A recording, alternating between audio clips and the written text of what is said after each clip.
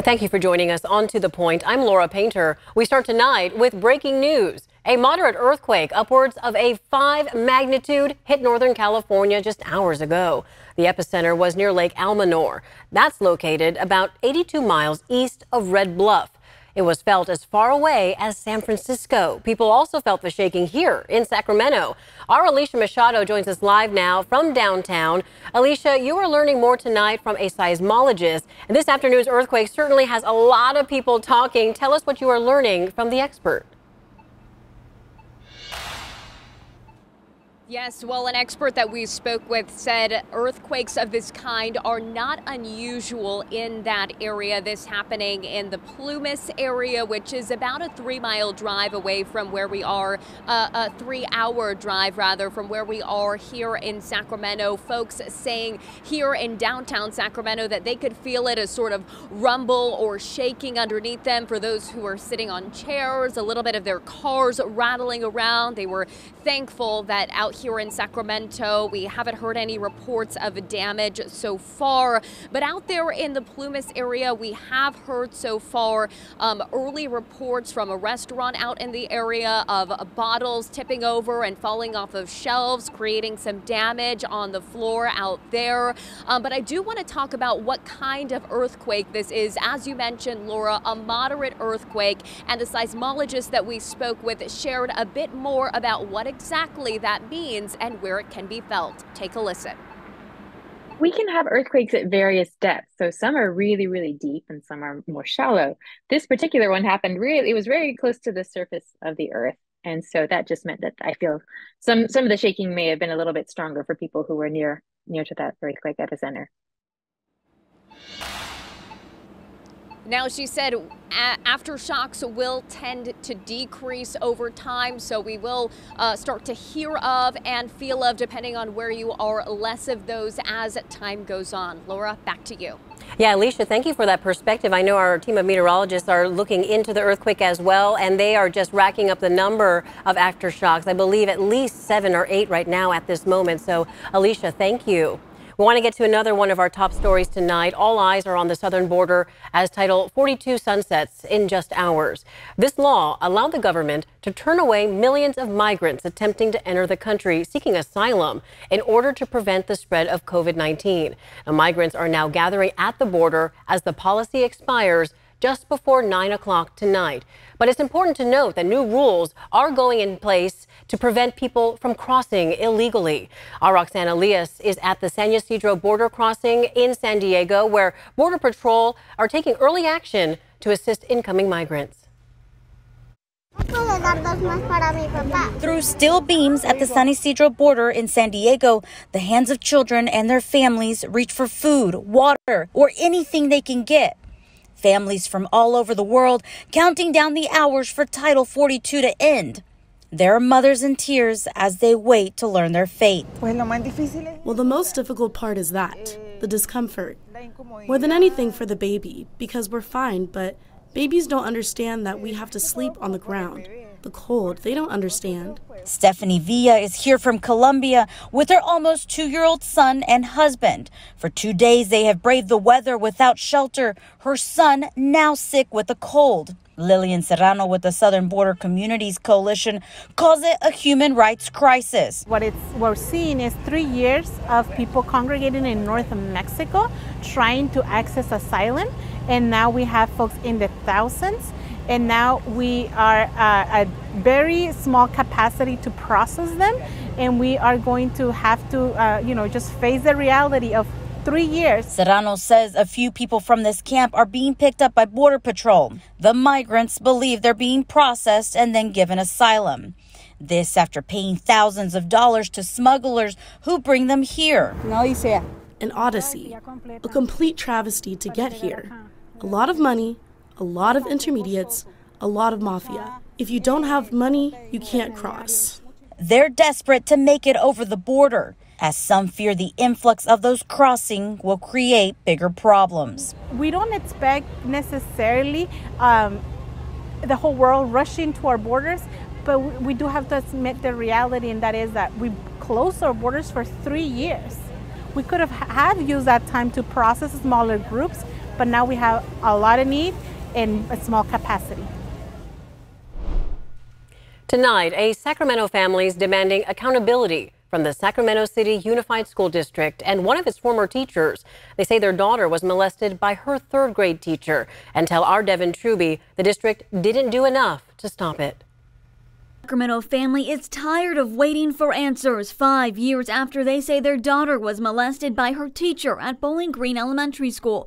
Even though the alleged crimes happened in 2018, Enrique Rodriguez Valladares wasn't arrested until 2021, charged with multiple counts of lewd or lascivious acts with a child. The victim was in the third grade at the time. Now, the victim's family says an arrest isn't enough. They want more, filing a lawsuit against both Valladares and the Sacramento City Unified School District.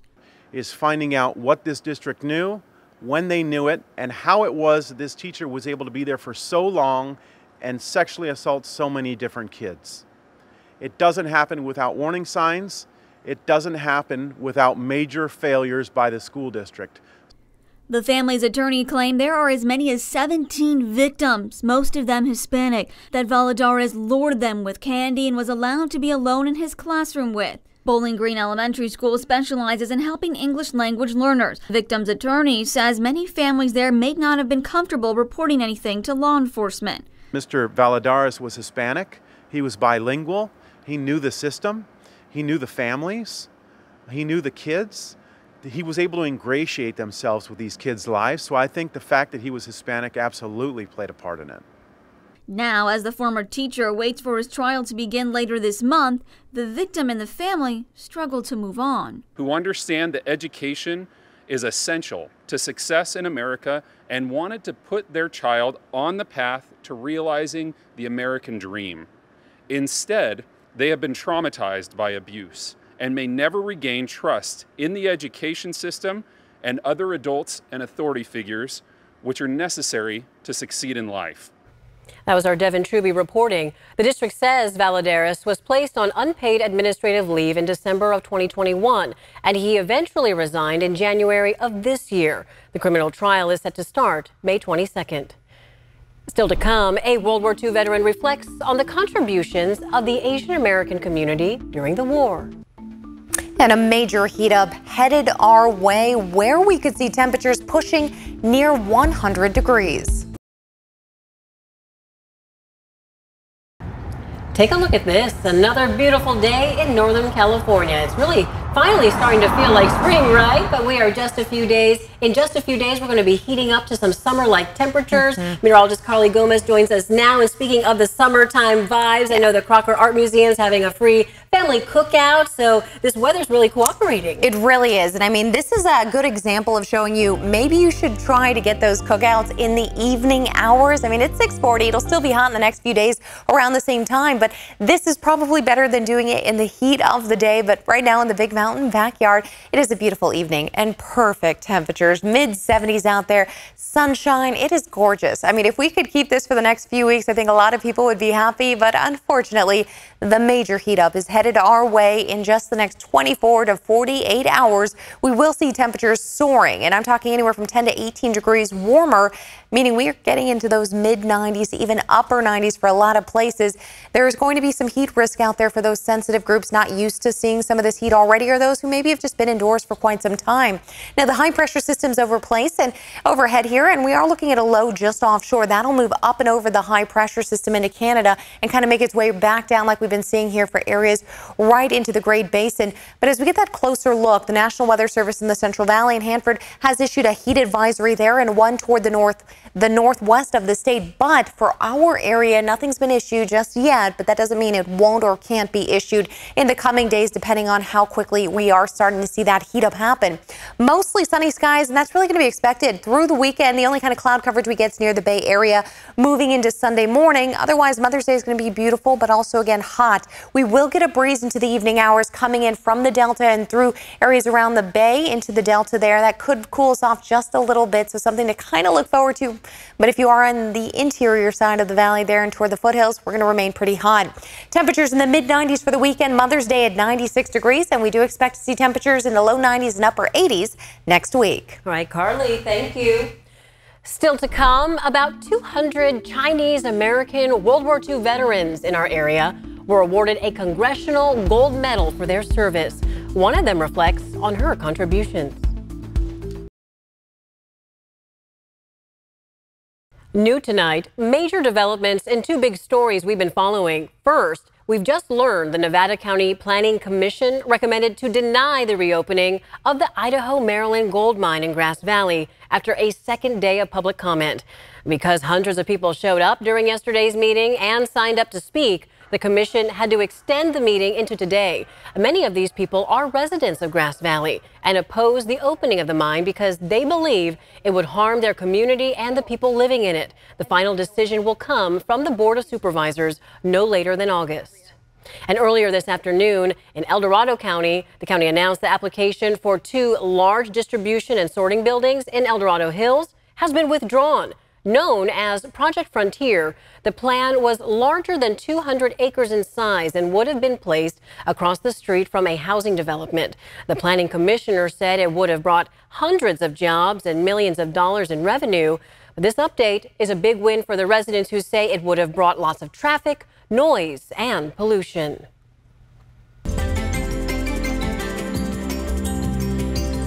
All month long, we are celebrating the contributions of the Asian American and Pacific Islander communities. And tonight, photojournalist Rachel Kim has the story of Ruth Chan Jiang, a Chinese American woman who served in the U.S. Army Corps in World War II. At more than 100 years old, she is one of the few surviving World War II veterans in the Sacramento area. Pearl Harbor, December the 7th, 1941. That was a Sunday. I was shopping on K Street when I heard people in the street was yelling.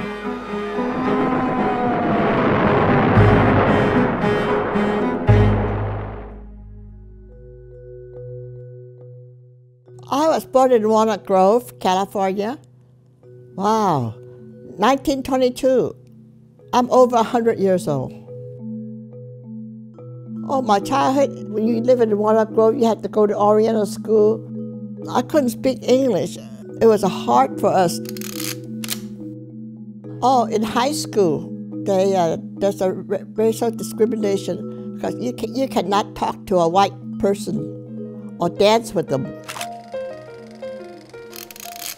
I didn't want to get married because they have matched marriages in those days. I said, no, I'm going to find my own husband. So I decided to leave town and find a job in Sacramento. This girlfriend of mine, I remember her name, Leslie Inks, said, let's go join.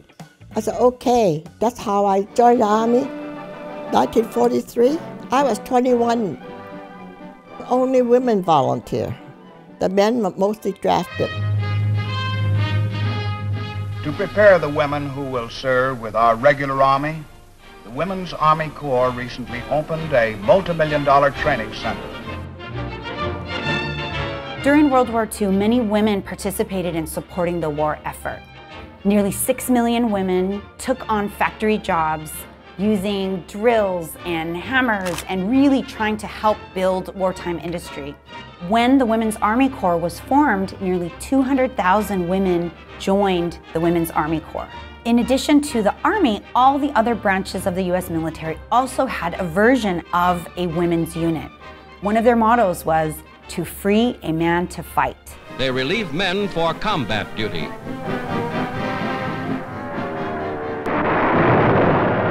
There is a war.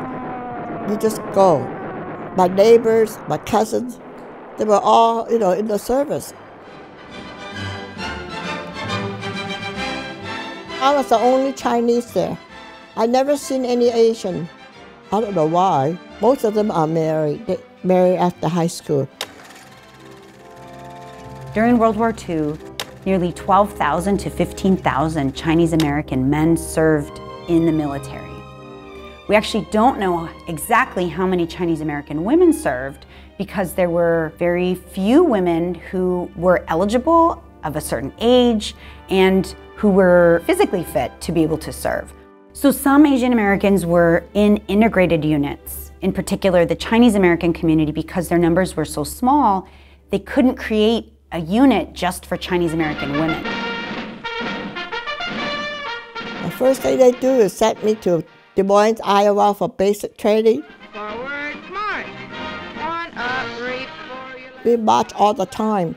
I remember that we had to learn map reading and how to wear a gas mask. And I remember they gave me a surprise birthday party. They called it day room. I went down to day room. Happy birthday! I was so shocked. From there, he sent me to Georgia. It's called Moody Field. That was a clerk, so I would drive all over the base and deliver those messages. Oh, we played basketball every Friday. I was captain of the basketball team. That was fun. The second year I moved to New York. They call it Mitchell Field on Long Island. I was put in a station hospital. I get to live in a nurse's quarter. I have my own room, and they made promotion to the corporal. And over there I work for the 2 nurses, and they want me to take the wounded soldiers that were recovering and take them to all these Broadway shows. We saw Radio City. There was an Italian girl, took me to her home, and the first time I tasted a pizza. They treat me very nice. Newsmen rush the president's report to a waiting world. And through the early evening, Tuesday, August 14th, the fateful news is flashed. June 45, war was over. Everybody's so happy because we can all go home. I was 23. I got back in July. Particularly women of color who had enlisted in the Women's Army Corps, many of them for the very first time, they didn't have a segregated American society to have to survive in. If you perform and you do well, you will be promoted. Women finally could participate. They could leave the home and join the US military, support the war effort, find social mobility. I like it very much because I get to travel, I get to meet new friends. It's not like we were discriminated down in Walnut Grove. That's my summer uniform, the summer uniform. It's so important for us to recognize the contributions of Asian American women during World War II, in large part because Asian American women's history and voices are often not the center of the story. We have a nation that has always been diverse. At the time when I first went in, I lived in the barracks. We play together, we eat together. To me, that was nice. Oh, because they accepted me. I am one of them. I wasn't afraid to join because I just thought it would be an adventure.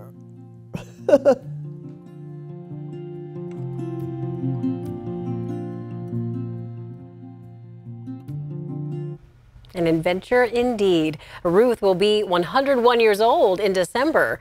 About 200 Chinese American World War II veterans live in the Sacramento area. They were honored with a Congressional Gold Medal for their contributions and service. Ruth is one of them. The medal is now permanently displayed at the Sacramento Public Library. Stay with us. Before we go, we want to share what we are working on for tomorrow. Sacramento County public health officials say they're seeing a recent spike in opioid overdoses in one particular community, but there is a tool to stop it. Narcan, also known by its generic name naloxone, is considered by many to be a miracle drug, and there's an effort to get it into the hands of teens. People need to know that there's something out there that could possibly save someone's life. And I would much rather them have Narcan available than to say, wow, I wish I could have done something. Tune in tomorrow at 6:30 to see who leaders say are being affected the most and how they believe they can continue to save more lives.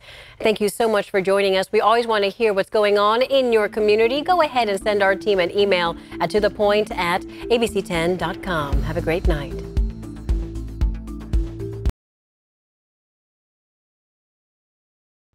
Hey, it's Alex. Just wanted to say thank you so much for watching. I really love hearing from everyone, and I hope that you'll stay in touch. Reach out to me on Facebook at AlexBellTV, or you can email me at tothepoint@abc10.com, or you can even send me a text message at 916-321-3310.